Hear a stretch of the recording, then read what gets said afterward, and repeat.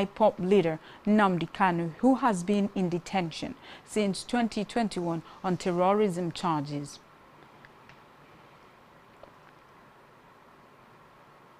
In another development, the Academic Staff Union of Universities also has said that it has kicked off negotiation with the federal government over its ongoing industrial action.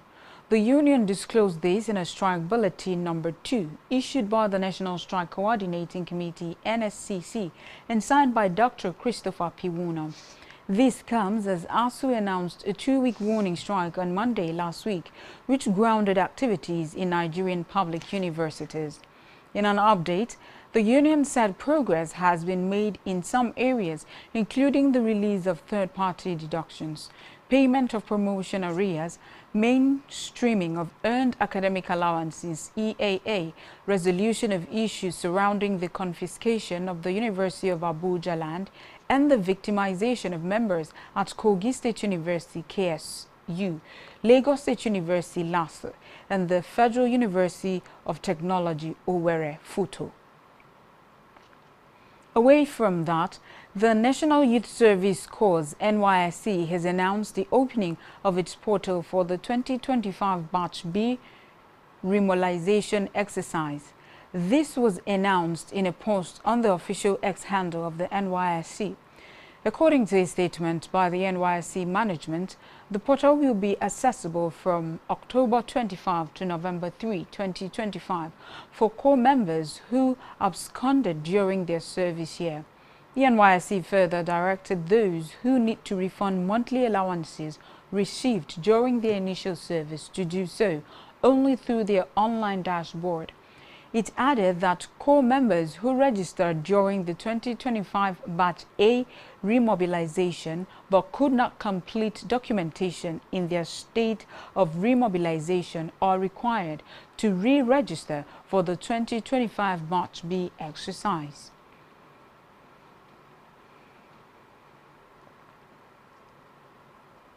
Talking education, the Joint Admissions and Matriculation Board has dismissed reports claiming it suspended the profile of a candidate, describing the allegations as deliberate misinformation by those it called conflict entrepreneurs. In a statement issued by its public communication advisor, Fabian Benjamin, the board said the report falsely accused JAMB of disobeying a court order that directed parties to maintain the status quo in a case involving the candidate and 2 universities. JAMB explained that contrary to the claims in circulation, the candidate on her own volition was no longer affiliated with either of the 2 universities as of September 25, 2025, when the suit was filed, or September 30, when the court order was granted.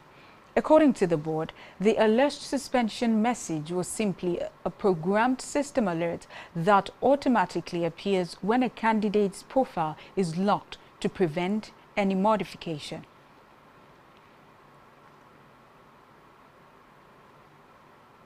We move now to Africa, where the Democratic Republic of the Congo's fight against Ebola (AHS) achieved a major milestone.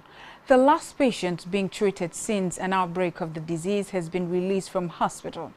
Their recovery starts the clock on a 42-day countdown to declaring the outbreak over if no further cases are confirmed.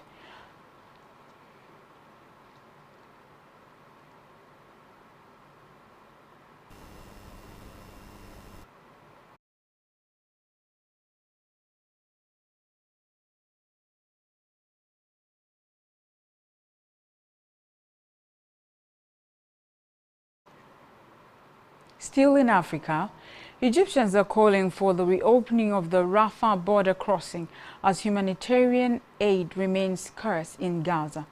The call comes as the Israeli army confirmed it carried out airstrikes today in the Palestinian town on the border with Egypt. As part of the first phase of the ceasefire deal between Israel and Hamas, Israel was scheduled to reopen the Rafah crossing on Wednesday. Many Egyptians in Cairo expressed solidarity with the Palestinians in Gaza, saying reopening the crucial aid crossing could save many lives.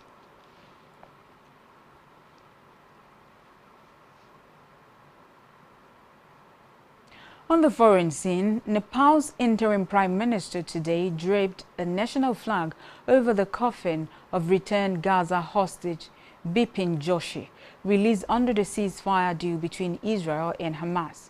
Joshi, an agriculture student who was 22 when kidnapped, had arrived in Israel just weeks before Hamas's attack on October 7, 2023, during which Palestinian militants took 251 hostages to Gaza. He was taken from a kibbutz in southern Israel where 10 Nepali nationals were killed. According to a survivor, Joshi was reported to have saved his friends by throwing a grenade back at the assailants, storming the community. The family's only sign of life from Joshi was a short video clip believed to have been filmed in November 2023 and later recovered by the Israeli military.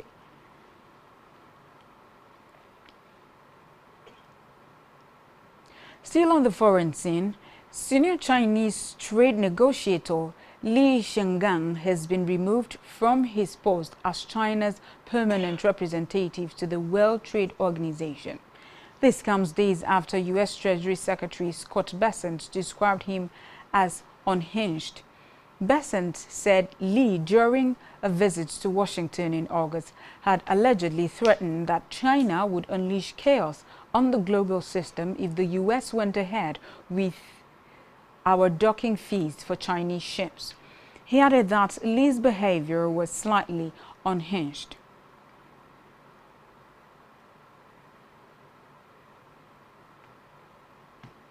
Still to come in the news. Super Eagles friendlies in U.S. cancelled. Stay tuned for details of these and more after this time out.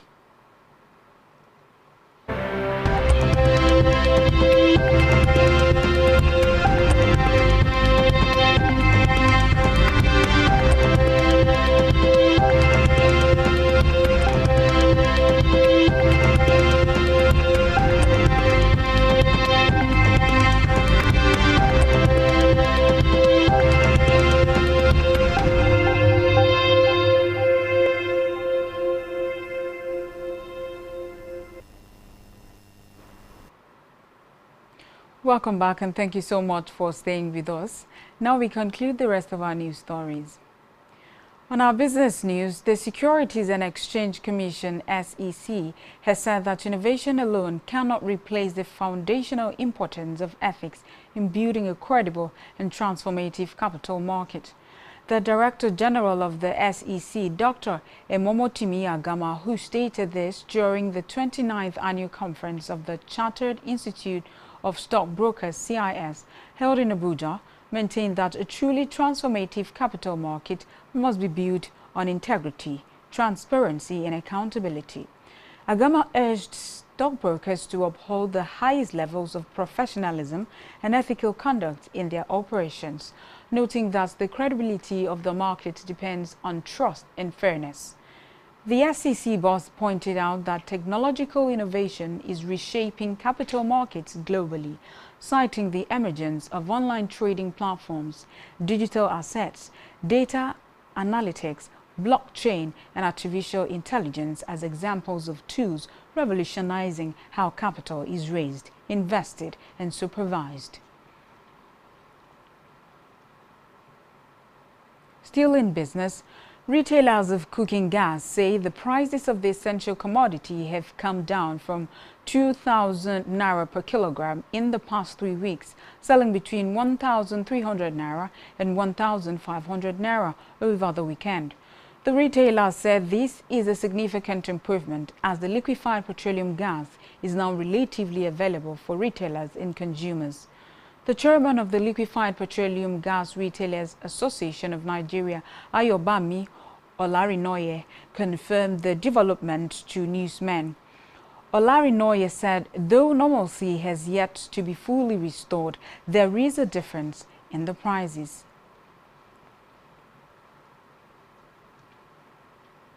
We move over to health news, where the National Agency for Food and Drug Administration and Control, NAFDAC, has called on Nigerian pharmaceutical manufacturers to invest in local vaccine production to prepare against future public health crises. NAFDAC Director General Professor Mojisola Adeyeye issued the call in a statement, stressing that Nigeria must not wait for another pandemic before investing in necessary health infrastructure and capacity. Adeyeye warned that during COVID-19, Nigeria relied heavily on international donors, a situation that must not be repeated. And in the world of sports, where former West Ham manager Graham Potter has been confirmed as Sweden manager after the dismissal of Jon Dahl Tomasson. Recall that Tomasson was sacked following the disappointing 0-1 defeat at home against Kosovo in a 2026 World Cup qualifiers. Reacting to his appointment as Sweden national team coach, Potter said he is honored by the task and incredibly inspired. Still talking sports, Super Eagles friendly matches against Venezuela and Colombia, scheduled to be played in the U.S. next month, have been cancelled. This is because Nigeria will be taking part in the African playoffs ahead of the 2026 World Cup. The dates for the friendlies clashed with the playoff fixtures in Morocco.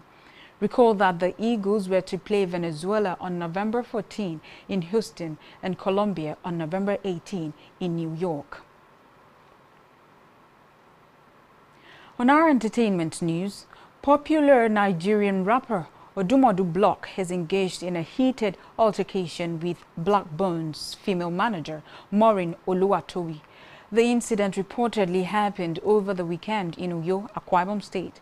This came after Black Bones recently dished Odumodu Block on his new song, ACL. A trending video on social media captured Odumodu Block venting his anger, while Oluwatobi is pushing back and daring someone from the singer's team to hit her. The clip has reignited discussions over the ongoing supremacy dispute between the two rappers, Odumodu Block and Black Bones.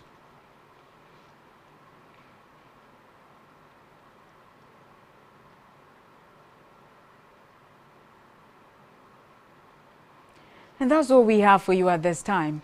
Do ensure to follow us on all our social media handles and subscribe to our YouTube channel, all of which you can find on our website, spectrumtvlive.ng.